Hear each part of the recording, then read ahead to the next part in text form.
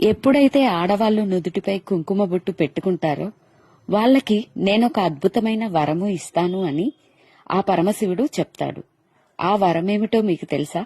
ఒకసారి నేను చెప్పే ఈ కథ వినండి. ఎవరైతే ఫస్ట్ టైం నా వీడియో చూస్తున్నారో వింటున్నారో తప్పకుండా వీడియోని ప్రతి ఆడవాళ్లకి షేర్ చేయండి అండ్ సబ్స్క్రైబ్ చేయండి. కథలోకి వెళ్దామా?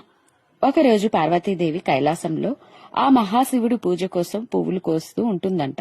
అప్పుడు అక్కడికి నంది వచ్చి, తల్లి, నాకు ఒక చిన్న సందేహం ఉంది. మహాదేవుడికి ప్రతిరోజు ప్రతి క్షణం ప్రేమ చూపించాలంటే అసలు నేను ఏం చేయాలి అని అడుగుతుందంట.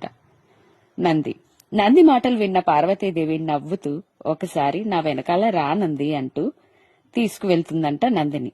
విష్ణువుని పూజించి కుంకుమని తన నుదుటిపై పెట్టుకుని ఆ పరమశివుడి దగ్గరికి వెళ్తుంది. కుంకుమ పెట్టుకున్న క్షణం నుంచి పార్వతీదేవి ముఖం చంద్రబింబంలా మెరుస్తూ కనబడుతూ ఉందంట ఆ పరమశివుడికి.